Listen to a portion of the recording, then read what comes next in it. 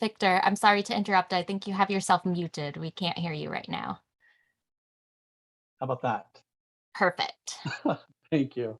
Great. Okay, that was my only technical difficulty that I'm going to have in this presentation. So glad that I got it out of the way.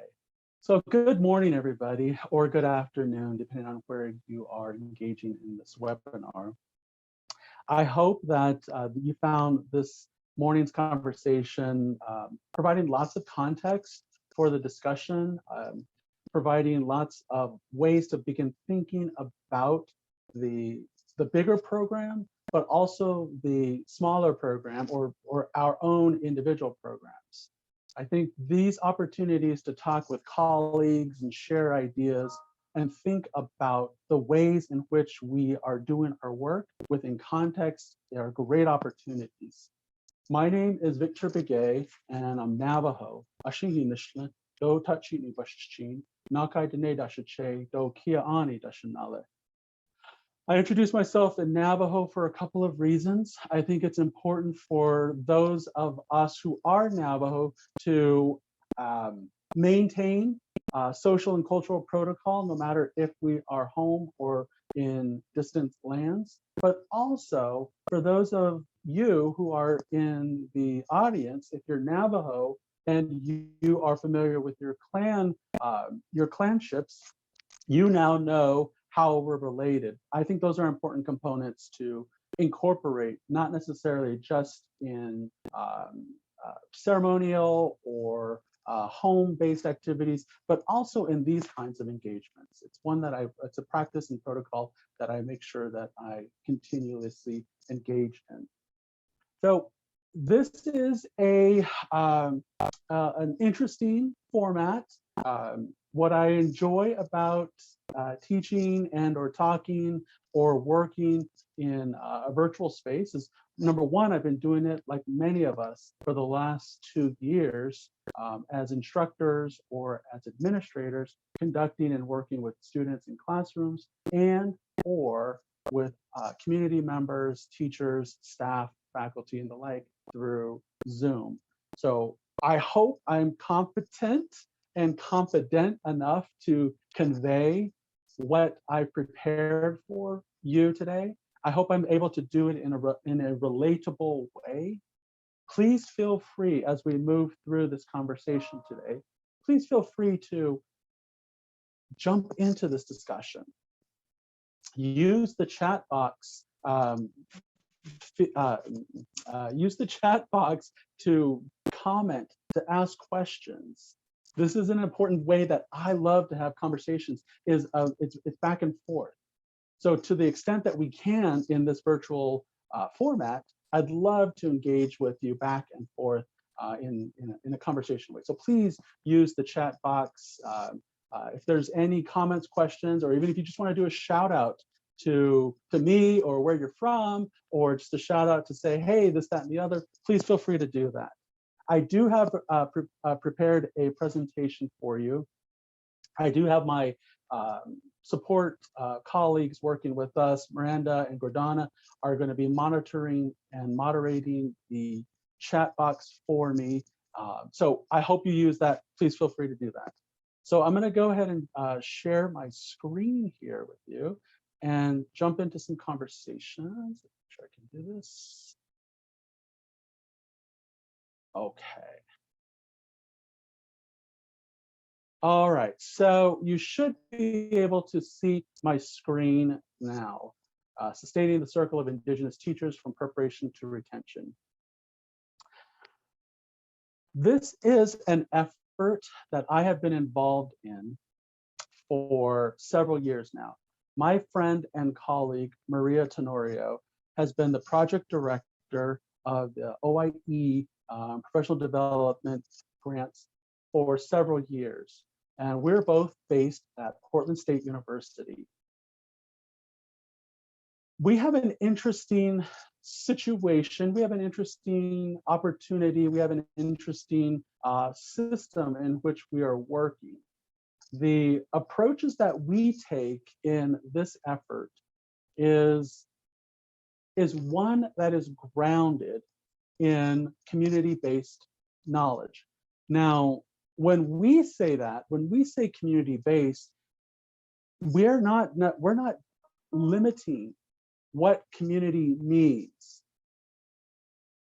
We recognize very well that all of our students that came into our teacher prep program and the students that are now coming into the administrator licensure program, we recognize that community is defined and means lots of different things to them. And even between my colleague Maria and myself, community can and does mean different things. That's the approach that we start out with. That's the foundation that we start out with, is that we are indeed conducting the First Nations Administrator and Knowledge Keeper program, but we are very, very attuned to the idea that First Nations and Indigenous and Native American and or American Indian means lots of things to lots of different people. We all, I'm sure you can recognize between you, your staff, and your students, you can recognize that in your communities and in your worlds, Indigenous, American Indian, Native American, First Nations, things of that nature, those two are also varied. It is a way for us to approach the development, the program outline, the program map, and the curriculum. It allows us, this varied approach of definitions allows us to engage with students and engage with faculty, to engage with our communities in a very empathetic way. I use in the courses that I teach and the mentorship that I engage in with some of the alumni, as well as the students involved in the program right now. I use the tools of interpretation theory. And interpretation theory argues and or warrants this assertion that there are multiple perspectives of these terms: Indigenous, American Indian, Native American. Of all of us who are on this, in this presentation right now, I don't know what the number is, but even if we were to just key in what our definition is, we probably would have a wide variety of responses. So we ground our program in that diversity. Indigeneity, Indigenous, American Indian, Native American is not one large homogeneous group. And we have taken that into and structured it into our program. It has helped us to better understand and relate to the students and the communities in which our teacher program is grounded or is set. Portland State University is in the heart of downtown Portland, Oregon. Portland, Oregon has a large urban American Indian community, a very active and vibrant one. The state of Oregon is home to 9 federally recognized tribes. Oregon has become, in concert with other Northwest states, Oregon State has become a place where we can begin to recognize and value tribal sovereignty. We can begin to honor and include. There's an Oregon State regulation, Oregon State law, Senate Bill 13, which codifies the notion that American Indian and or Indigenous histories and curriculum must be included into K-12 curriculum.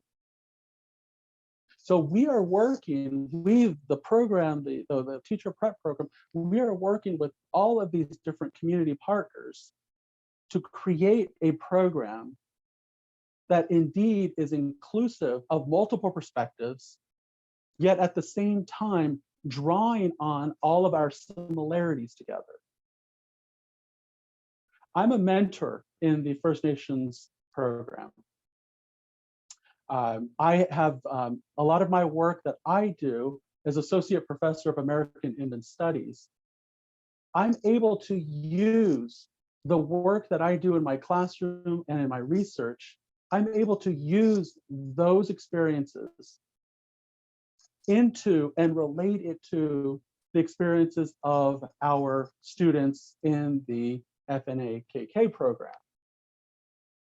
This has given me a wider perspective.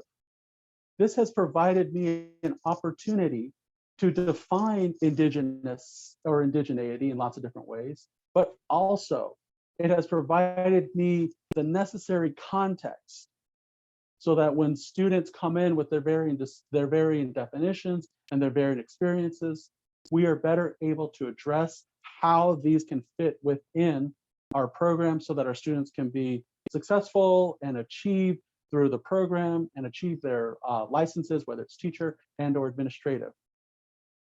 Again, I want to welcome and invite all of you into this conversation. I ask you to use the chat box freely so that I can, again, have a conversation with you.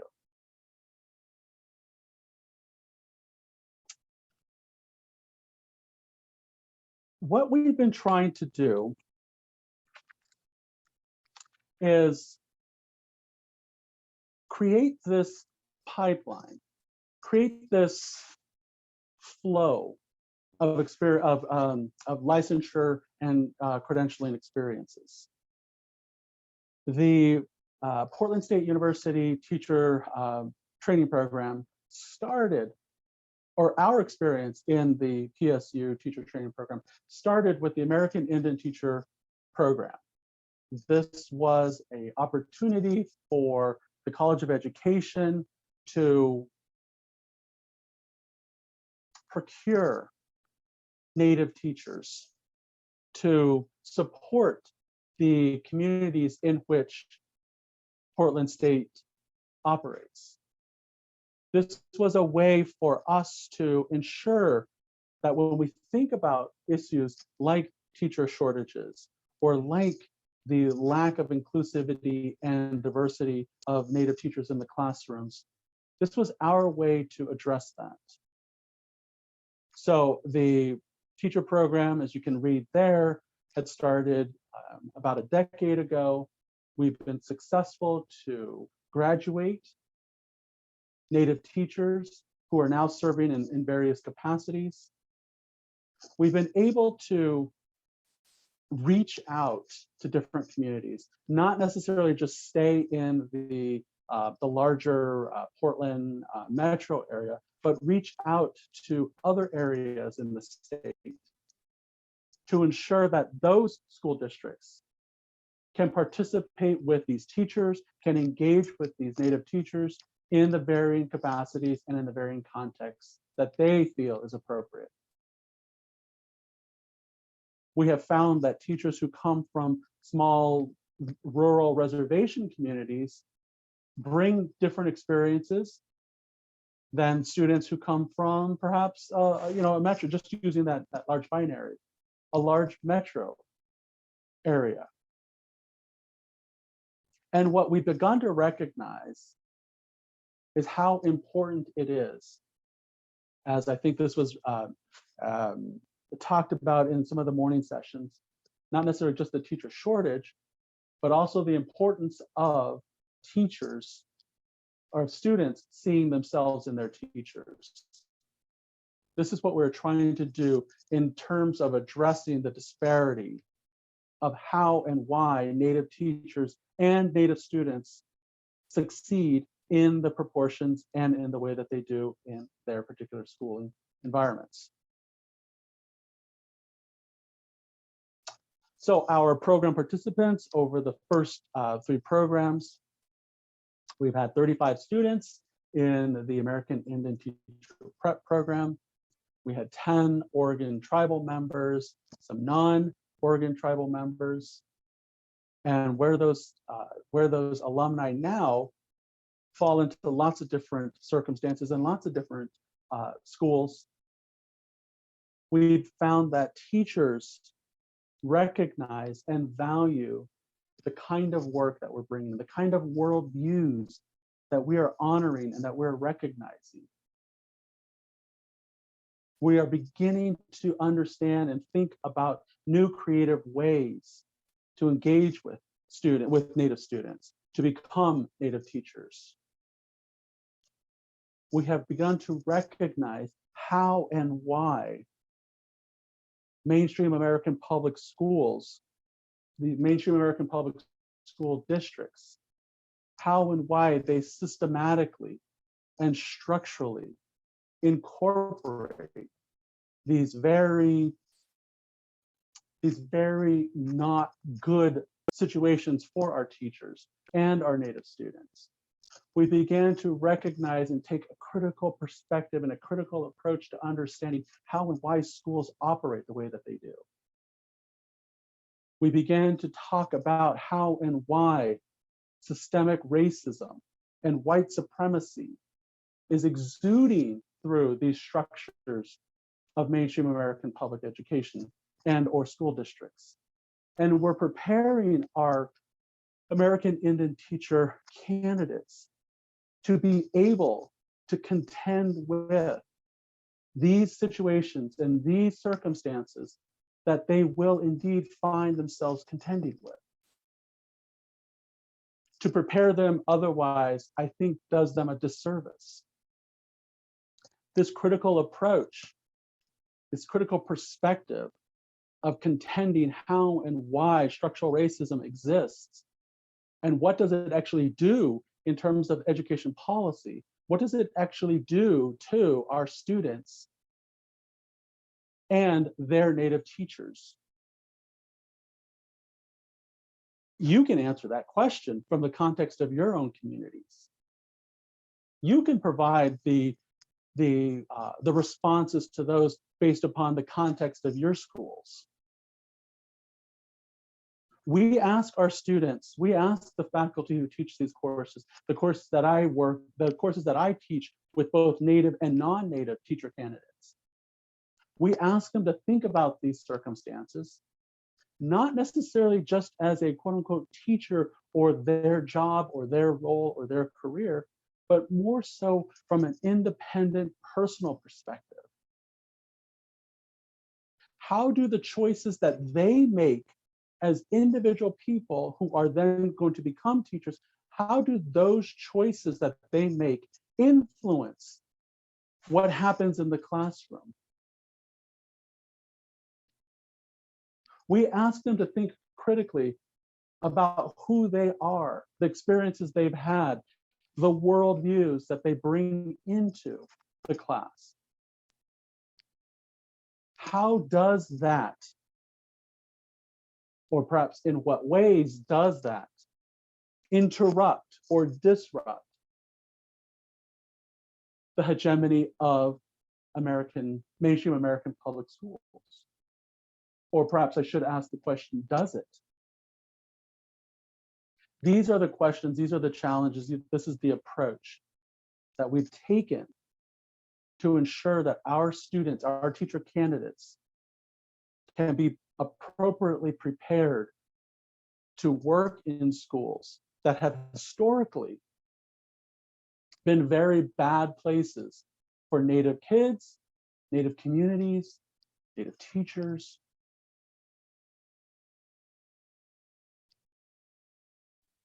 So we have, And okay, yes. to interrupt you for just a moment, we do have a couple of questions and comments I'd like to share.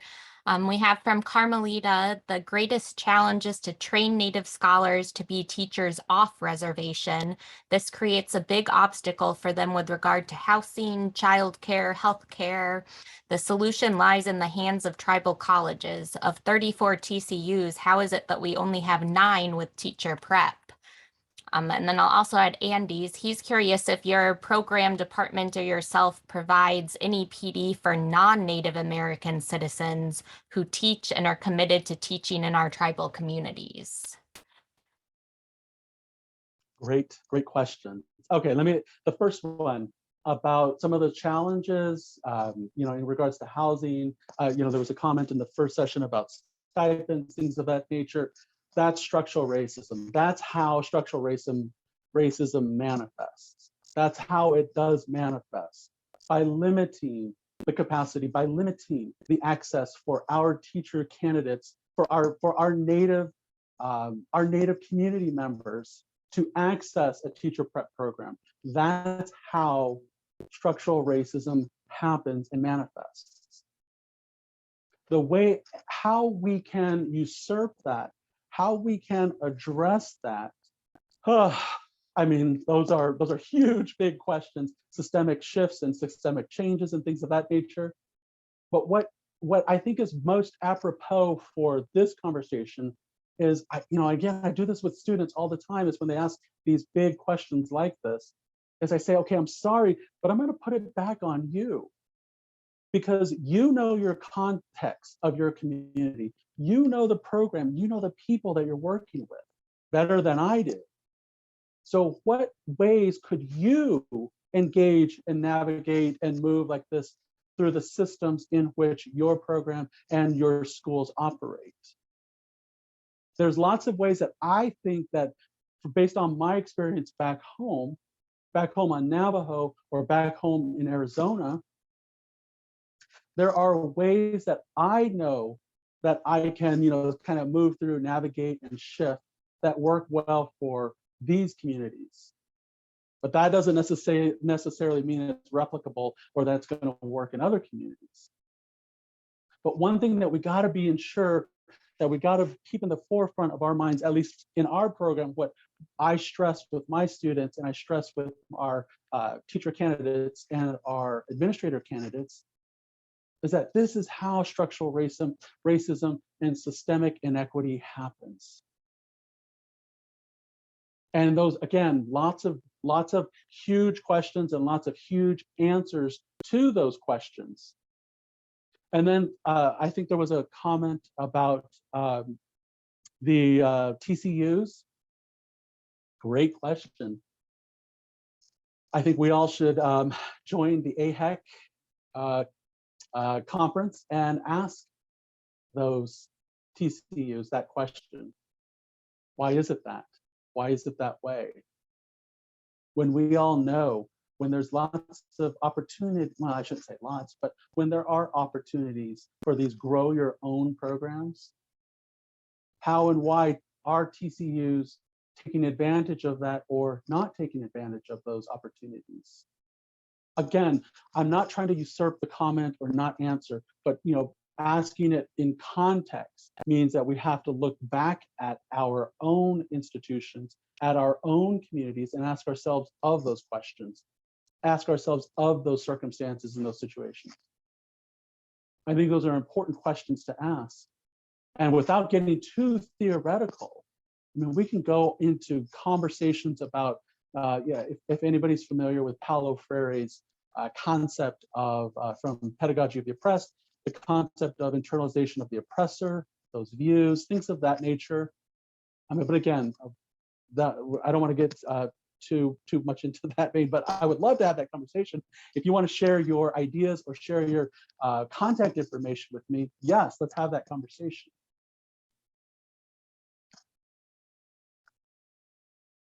It's important, and just addressing the second comment, it is absolutely important that this work and these conversations that we have are accessible to both Indigenous, Native, American Indian, whichever label you use.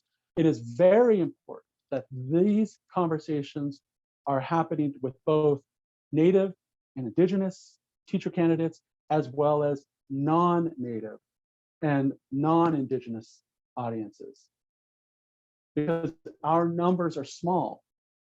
When we look at those large data sets, oftentimes Indian people, us guys, we only get an asterisk because we're always known as statistically insignificant.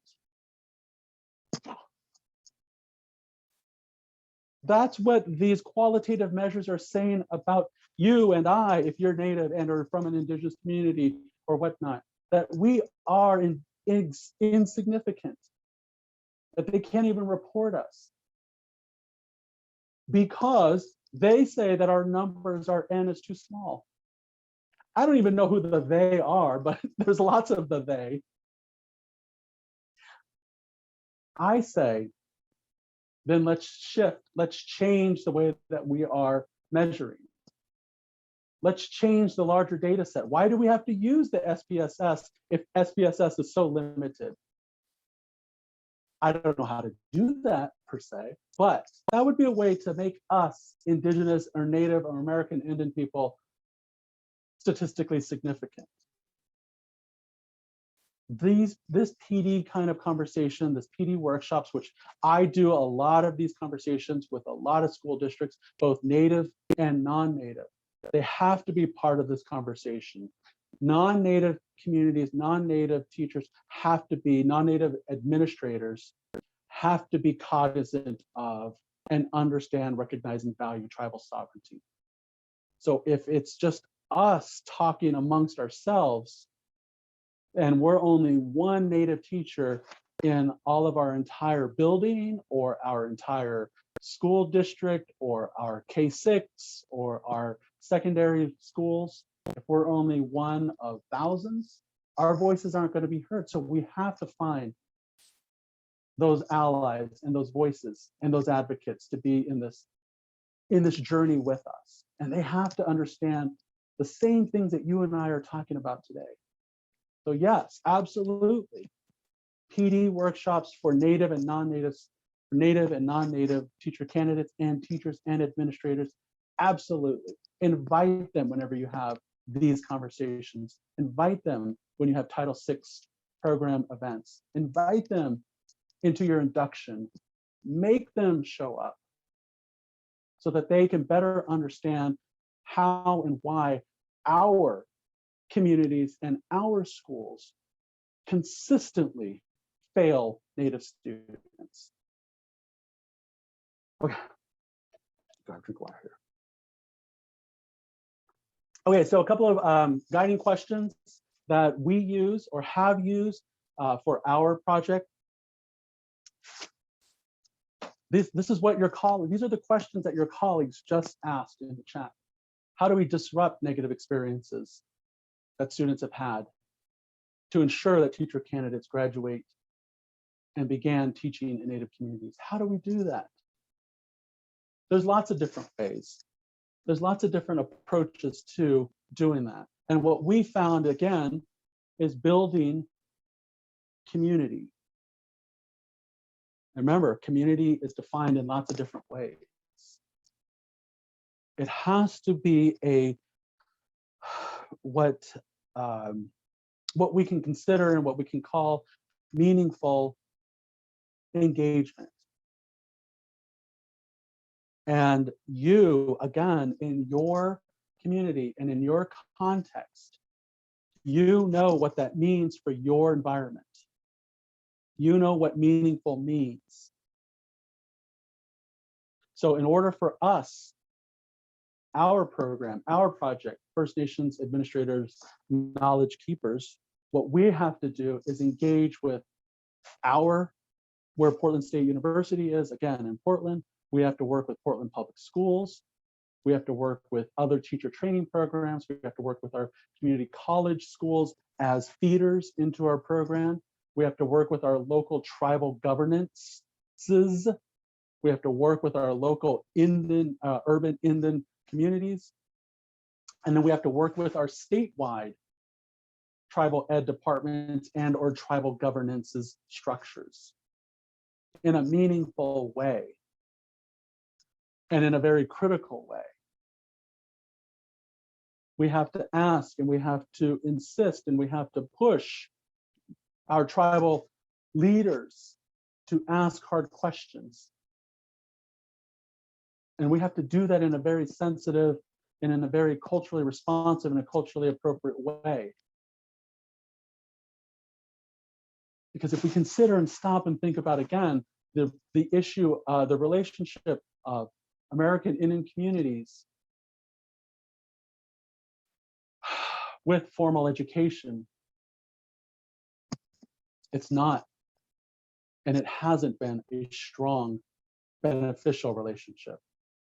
From the point of contact between European colonizers and the indigenous people of the North American continent, formal education has not been a beneficial circumstance or experience for many Native and or indigenous communities. And we know that and we recognize that.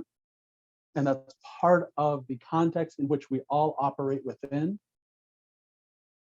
Yet it's important for us, again, as Native scholars, Native educators, Native teachers, Native administrators, it's important for us to be mindful and, again, push both our university and or college administrative people into difficult conversations, as well as it is to push our own tribal communities into difficult conversations. And yes, there's tribal communities contend with lots of different things all at the same time. So it can be very challenging. But we always, in part of our conversations, we always choose critical conversations over comfort.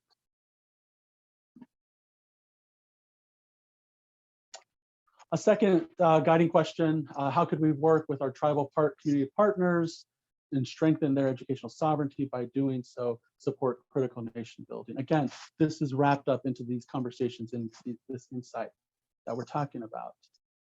So when we look at this, what this means to us is that we have to find those advocates.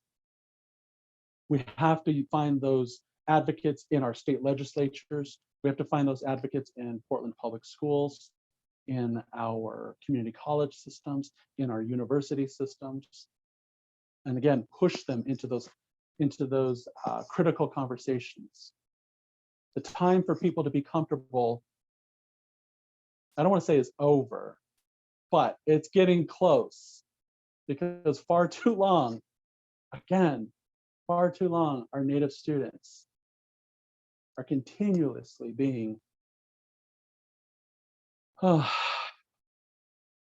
not receiving the benefits and the achievements and the success at the rates that we think they need to be or they should be in some mainstream American public schools. So I have a couple of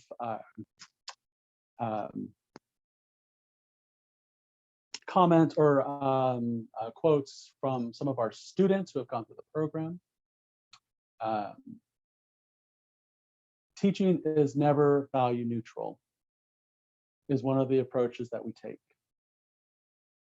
When we go into a math class, when we're teaching our Native students to go become math teachers, to go into the math class, we're also teaching them that you're not only just teaching math. You're not only teaching 1 + 1 or fractions or geometry. You're doing so much more all at the same time. We're asking our students to think about and critique and comment on their own identity as a Indigenous person, as a male, female, non-binary, what categories. All of those different hats that we wear, those symbolic hats, we ask them to think about and consider, when and where do those hats come on? What role do they play in the classroom? How does what we do, the choices and decisions that we make as educators and as teachers, how does what we do and the choices we make influence what's happening in our classrooms? We ask a lot of our teacher candidates. Again, it's part of that critical approach. We examine how our cultural identity influences our interactions and our decisions, because we know that our identities directly impact teaching and learning. I'm sure you know this through lots of different experiences in your own communities, in your own teaching, in your own positions. Our first American Indian Teacher Prep Program graduate, you can see an image of her in the corner. I believe that by having teachers who know the ways of our culture and can pass this on to Native children and non-Natives in a way that increases understanding and inclusion of all people, we will increase acceptance and instill a sense of pride back into our children. And just that one quote, that one paragraph, or that one sentence of a quote is filled with much of these conversations that we're just having in the first part of this discussion. Native children and non-Natives.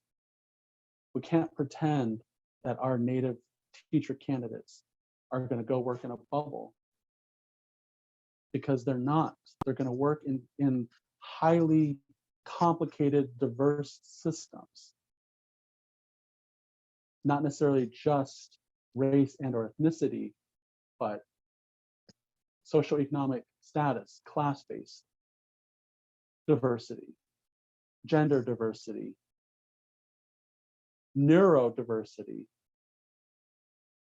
different ways to think about what success and achievement means, diversity, differing levels of teacher preparedness, diversity. These are the kinds of things, these are the kinds of situations that we ask our teacher candidates to begin to think about. And the way that we do that is we start them by thinking about themselves. What is their identity? How does that play into who are you? And then build up from there.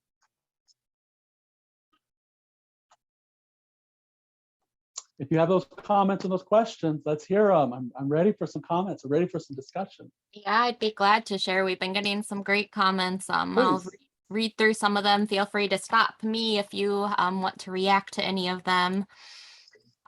We had Carmelita share that TCUs need support. It takes doctoral prepared scholars to launch teacher prep in TCUs, and thanking you for your work on this.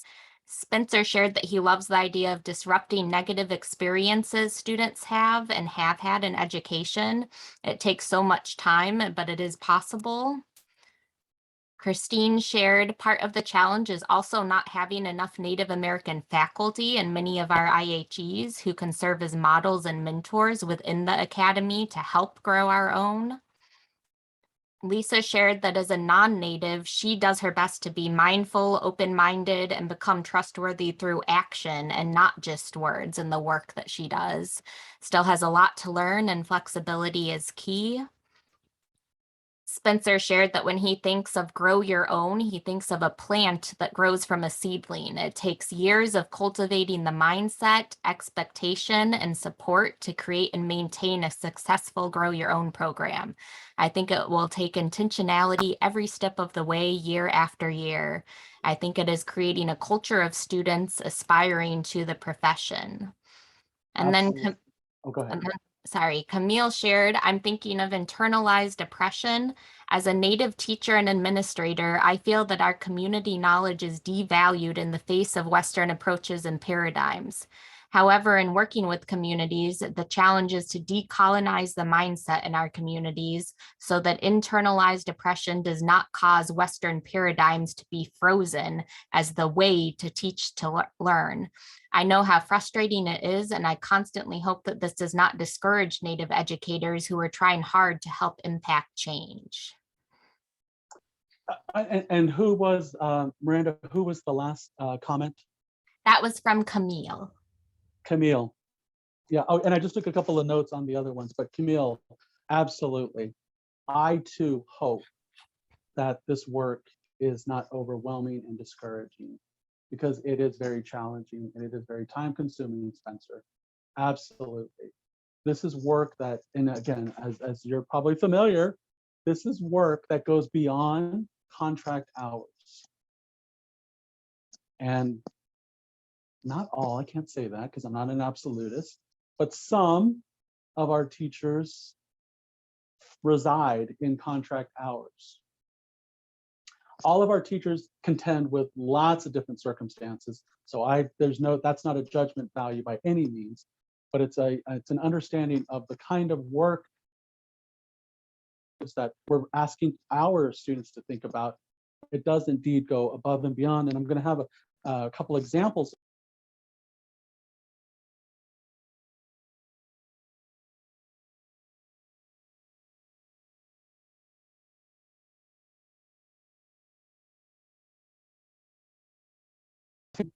First of all, I'm going to ask all of us to think about this, not necessarily in a binary, okay? So what that does for us is when we divorce ourselves of this binary perspective of Indigenous worldview and Western or European colonialism, okay, we can't think of those two necessarily just as binaries, because it's a complicated, if you will, use a Venn diagram or whatever circumstance you can, or image you can use in your head. It's a complicated mixture at this point. I mean, this country is what, only 200 years old or something of that nature. It's still a very young society. It's a very young country. And you can, we all can appreciate, just by turning on the news or just by waking up every morning, we can see that our society, our country contends with lots of challenging circumstances.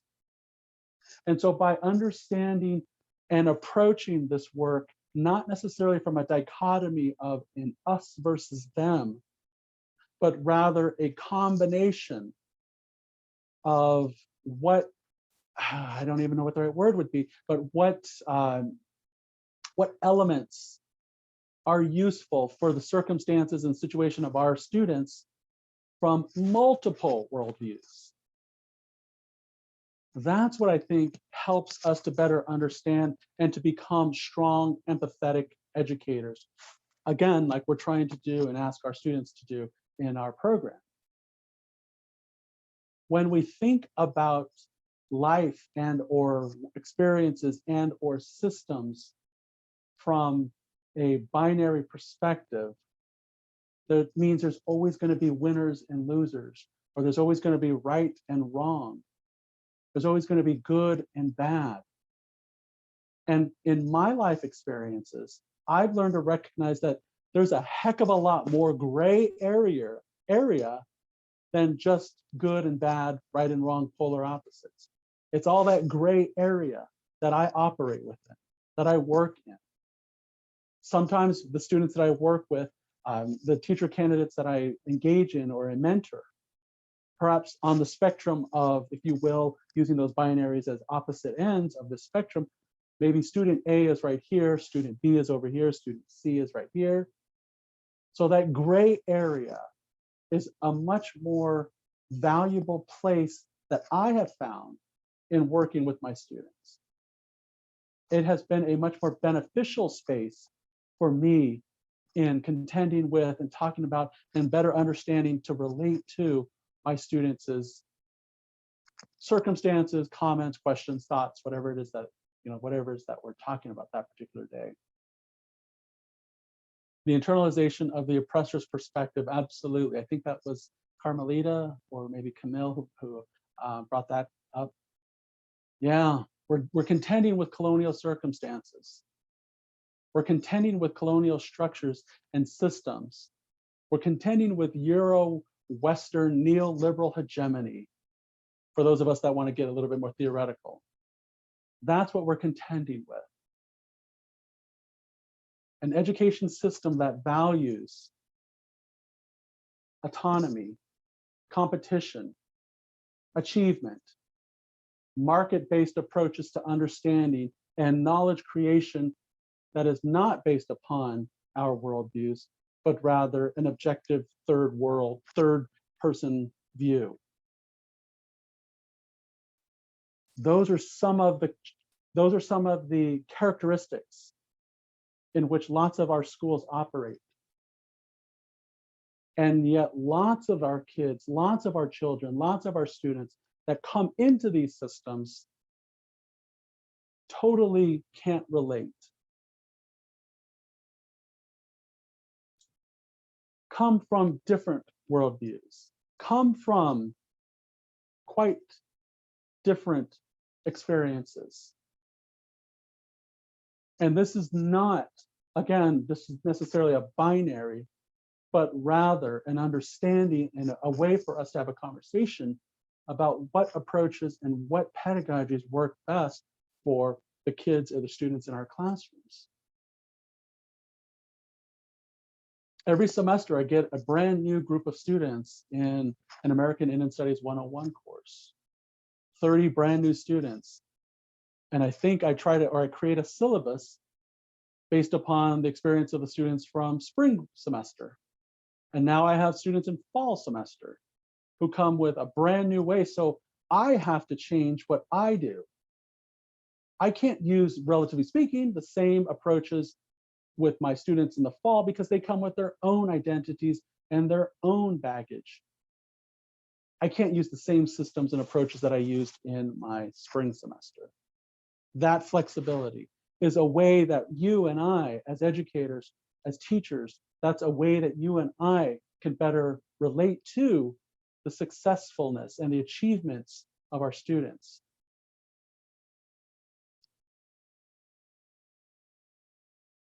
Miranda, one of the, I don't remember the name, but one of you had mentioned in your comment lack of Native scholars. Absolutely, absolutely, and that's why I was doing this. You know, in the teaching world of Zoom, lots of my students do the snaps. Yeah. Teacher prep programs absolutely do not have enough Native teachers, Native scholars to teach these courses.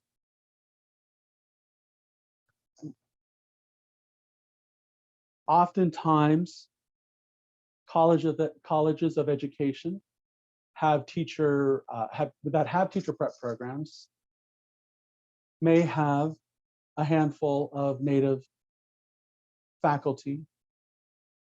I can think off the top of my head. They're not necessarily all just in a college of education, though. I won't name any names. I won't call out any schools. But we have to ask ourselves, if these institutions, if these universities and colleges want to support and validate these conversations that you and I are having, then the appropriate, not the, because again, not an absolutist, but an appropriate response and an appropriate way to address what we're talking about would be to absolutely create tenure track positions, create lecture-based positions, create any kind of position specifically, and I think Spencer used, somebody used the word intentionally make the decision, consciously make the decision that we are going to hire Indigenous faculty, Indigenous scholars, Indigenous teachers. But it has to be an intentional and conscious decision. Then we can begin to bring those faculty and those experiences and those worldviews into our teacher prep programs. Oftentimes, and this may be true of your teacher prep program, oftentimes we have some very well-intentioned non-Native, non-Indigenous, and it complicates things. Complicates it in lots of different ways. We have, jumping back to this slide here, we have, again, very similar kinds of opportunities for our students, year-round seminars, opportunities, socials, events, engagements, PD workshops. Students who are in the program, they continue to receive ongoing mentorship, access to lots of student support services. When they become teacher, move from teacher candidates to a teacher in a classroom or in a building of their own, the ongoing relationship and the outreach is great. My colleague, Maria Tenorio, has a stellar and an excellent model that she has created for doing that, whereby she can maintain this relationship or a relationship with the students in their induction years and beyond. Part of the work that myself and some of our other our other colleagues who work as mentors provide professional development workshops to bring these cohorts together to talk about, discuss, and strategize creative ways to, again, be flexible, to learn how to navigate some of those challenging circumstances that they find themselves once they're actually in their classroom or in their building. It is a way for us to ensure the continuation of not necessarily just the skills, abilities, and knowledges per se, but how to relate those skills, abilities, and knowledges into the culture and the context of their classroom and or building and or community in which they find themselves. It's a way that we can continue to support the retention of these students in the program or in the career once they graduate. Victor, this seems like an appropriate time to relay Shauna's question that you've just spoken some to, but I'll share it to see if you have anything else to add. She asks, whether formal or informal, what do you believe the impact of intergenerational Native mentorship has had on your cohorts? In what ways?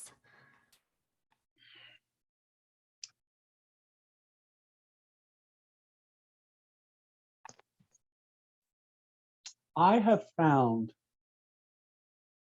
through my experience, I have found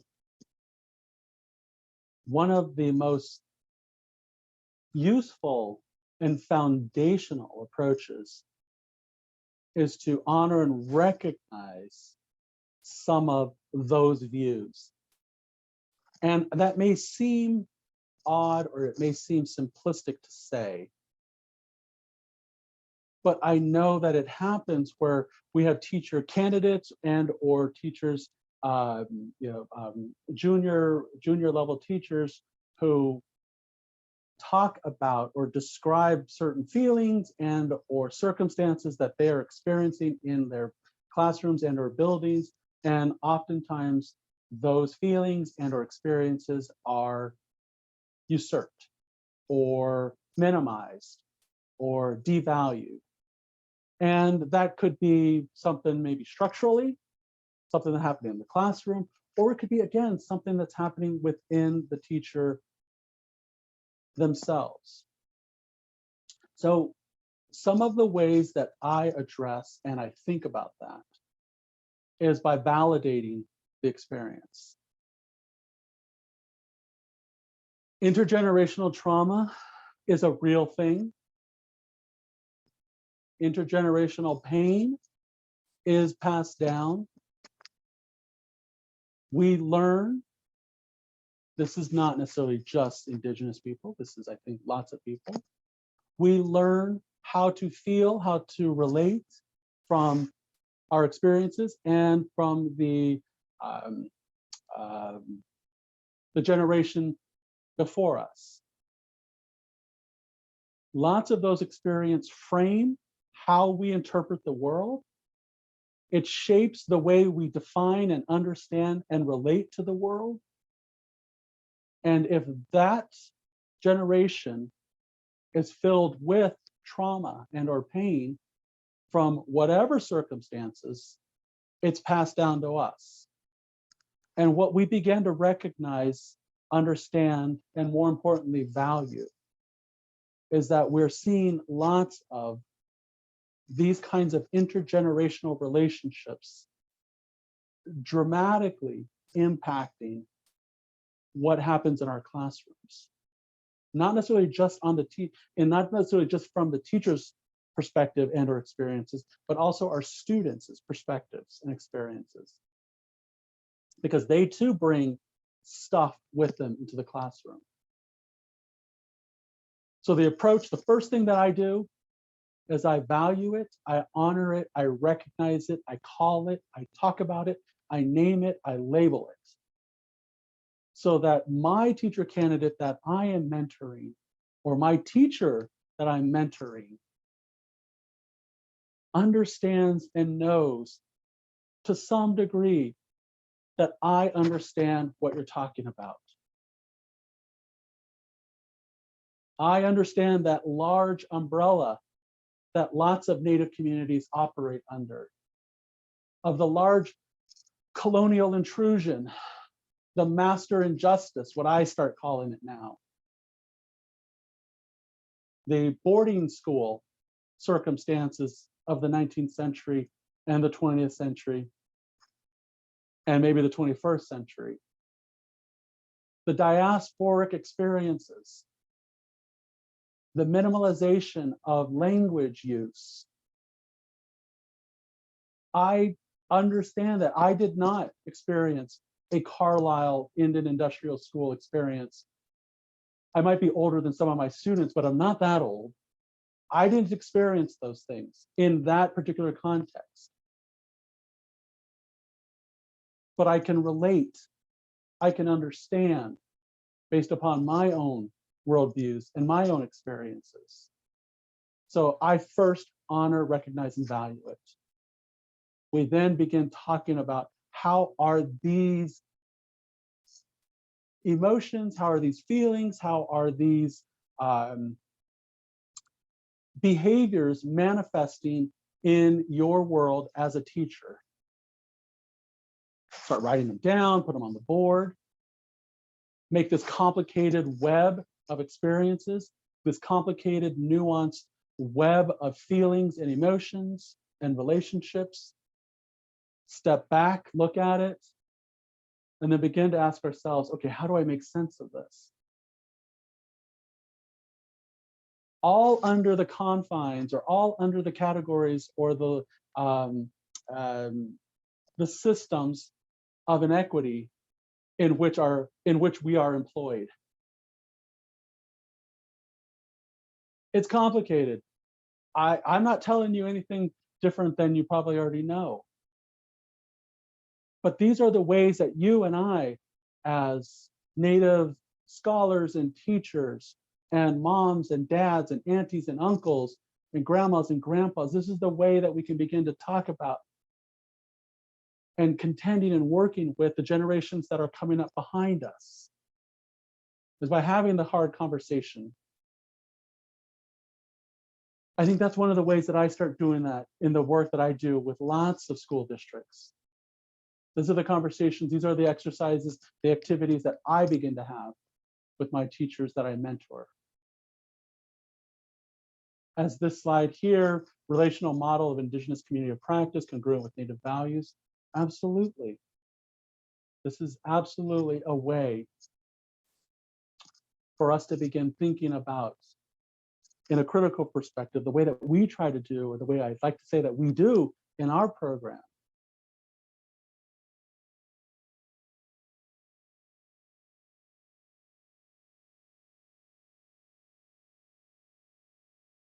This is what we begin with our students. I won't say names, but as one of our students is trying to be a little bit more stoic, but we always tell them to smile. I love the comments, I love the questions, so please keep those coming if you've got any. We actually do have a couple more if you'd like to take them now, Victor. We had a question from our director, Julian Guerrero Jr. He would like to know, where and how do you think the OIE can be a better thought partner in your work? Okay, let's see. I don't want to get in trouble. We need lots of partners. Indian community is lots of partners. And I think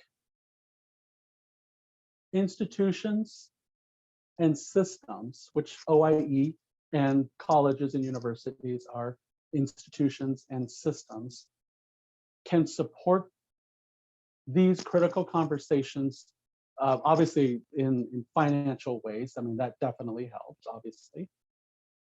But it too can begin to think of creative and flexible ways to interpret and redefine perhaps what has been thought of only in one particular way.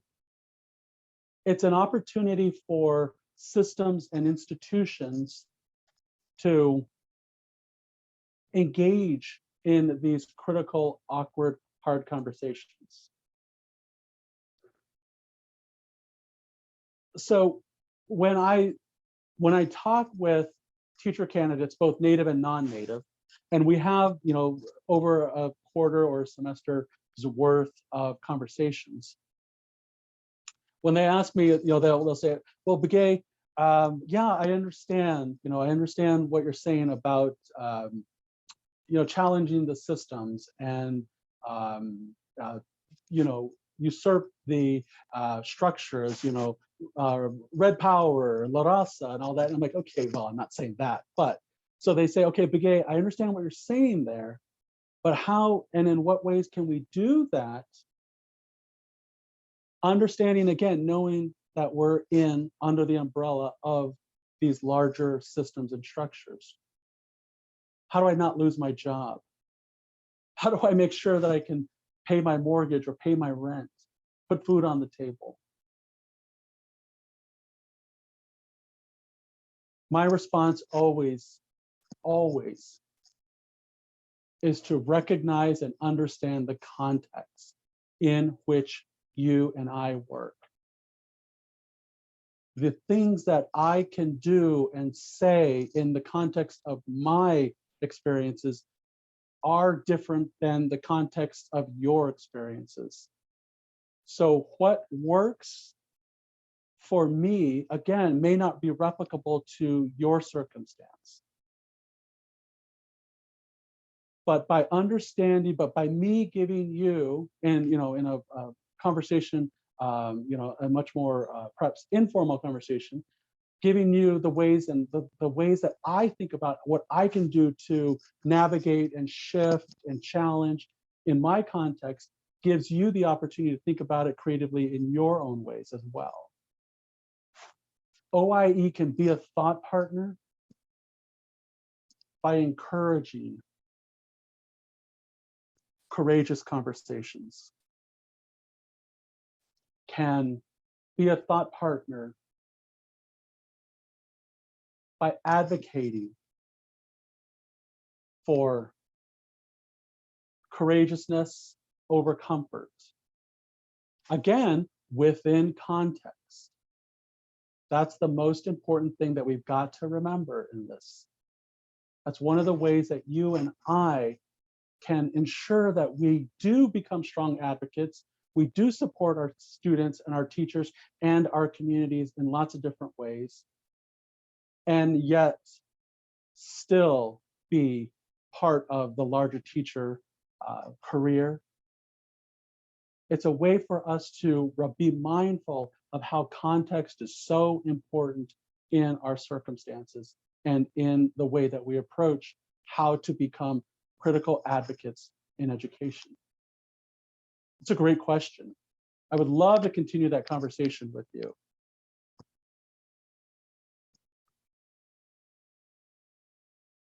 Miranda, do we have any more? We do. We have a couple more in Greek, and I apologize if I'm mispronouncing anyone's names. Asked, how was K apostrophe E displayed and observed with your teacher candidates, community members, and administrators? Yeah.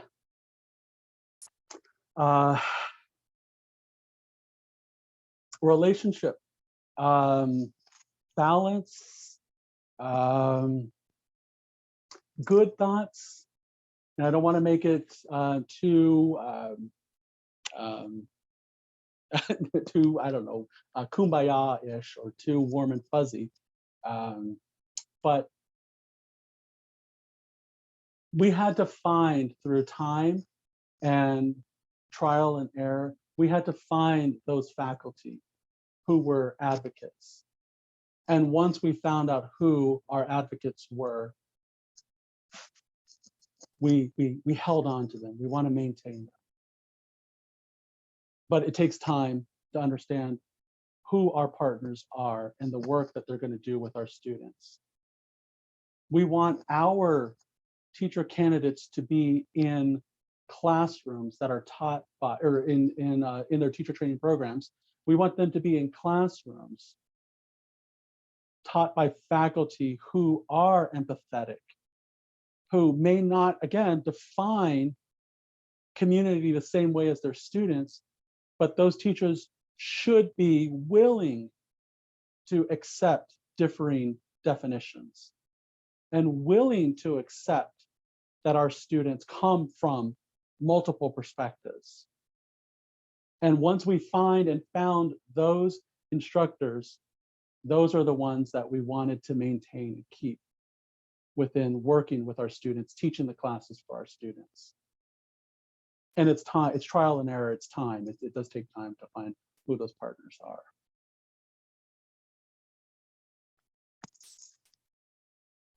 And then we also have a question about how Indigenous high school, college, and career readiness programs can access and direct their students to Indigenous teacher preparation programs.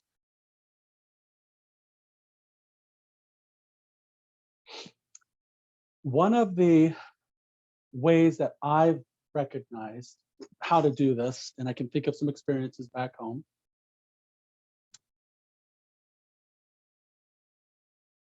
is by advocating for what some colleges, either community colleges or even 4 years, are sort of these dual credit or these dual enrollment programs, by having high school age students take college level courses so that, when they're done with high school, they can move into a college. So they have some credits with them, and they're familiar with sort of the teaching style and the teaching expectations.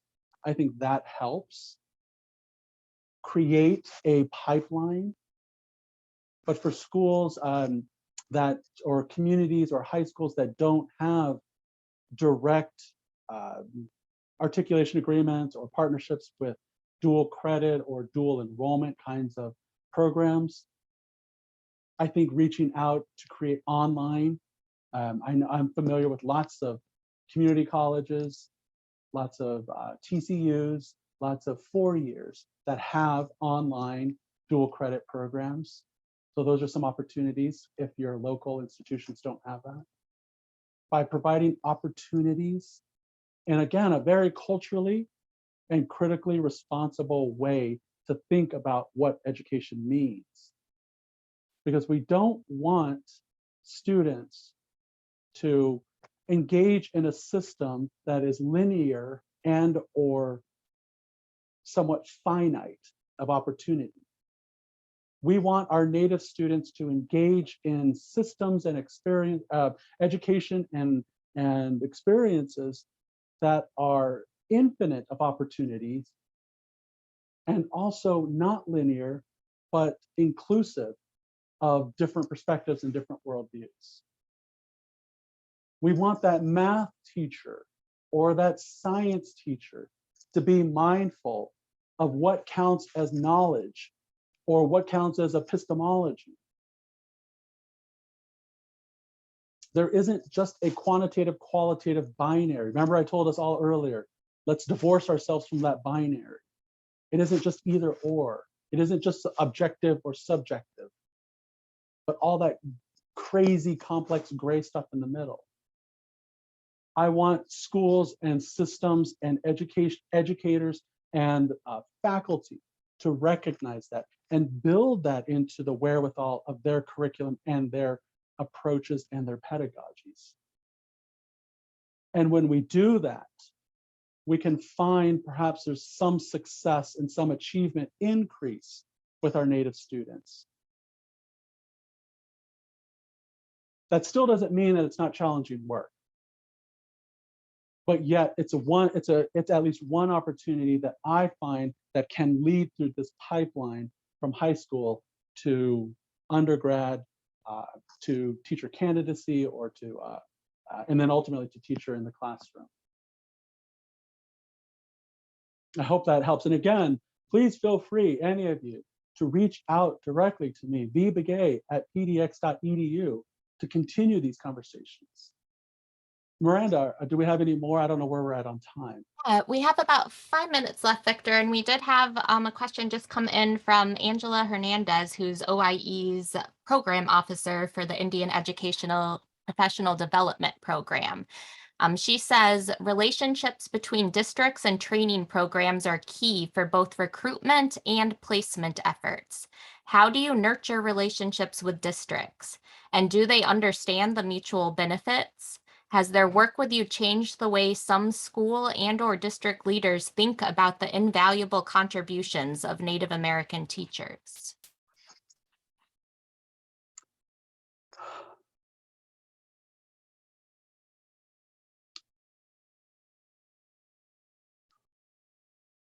When I think about the work that I've done and the work that I will continue to do with public school districts,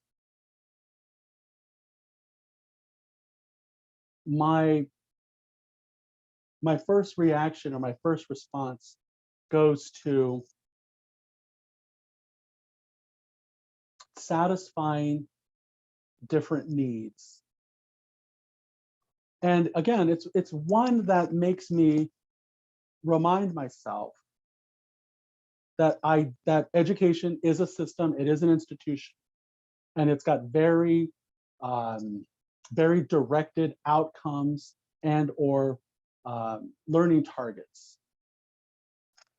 And so if I'm coming into a situation where I'm trying to create a relationship or create a partnership or maintain or rebuild or reimagine a partnership, I have to come in with the understanding of what those particular outcomes, what those particular learning targets, what those particular desires and needs are from the institution, the system, and or the person in which I'm creating this relationship with or maintaining.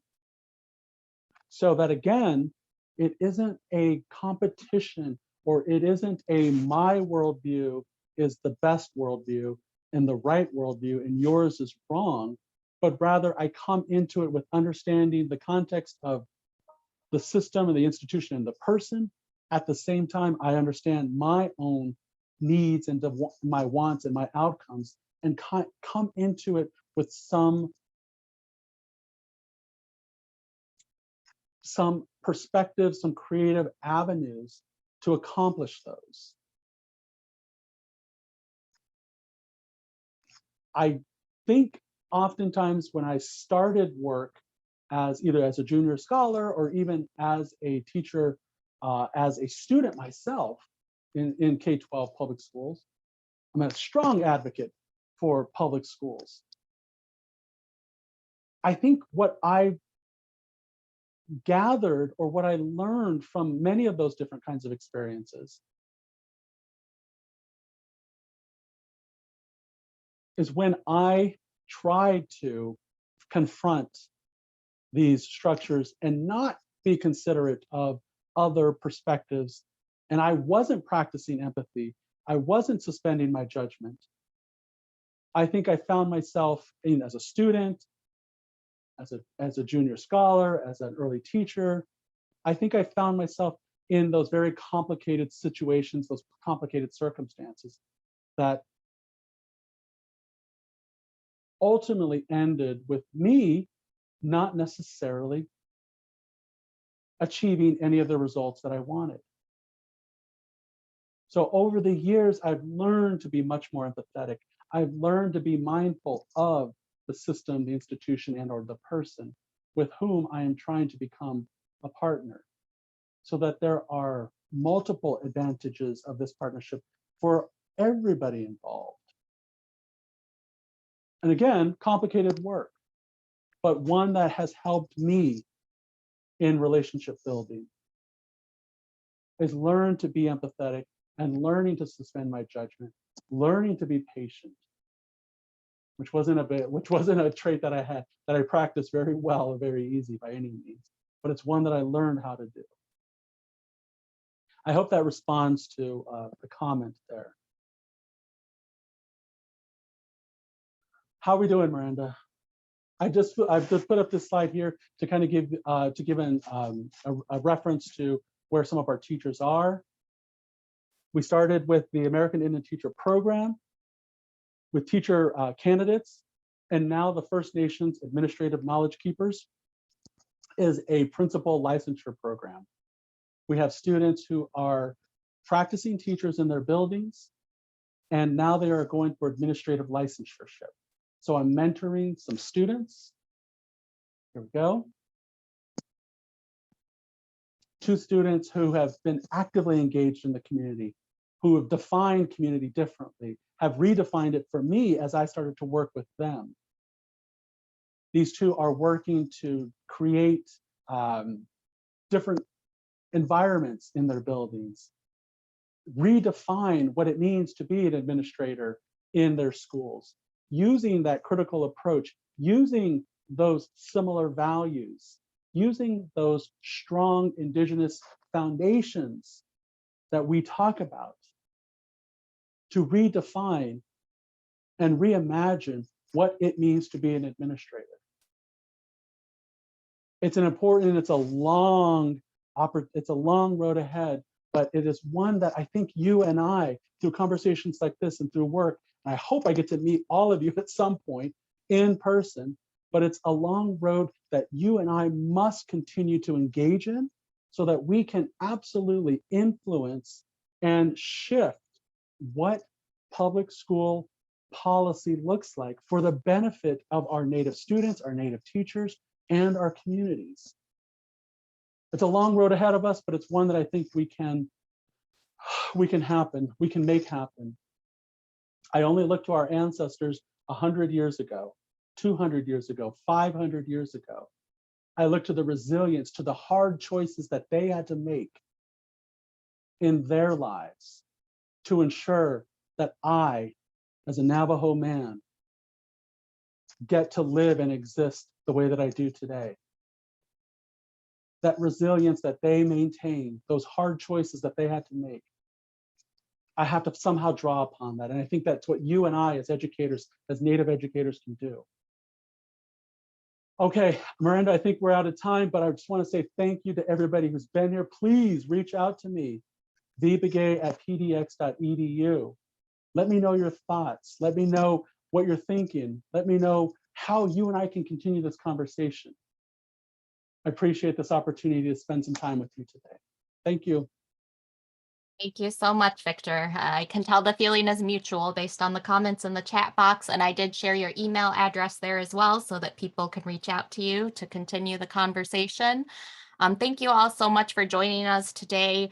Please don't remember to just click on that polls tab and take our five-star session rating really quick before you go. We appreciate that feedback. Thank you so much, and we'll see you in the next session.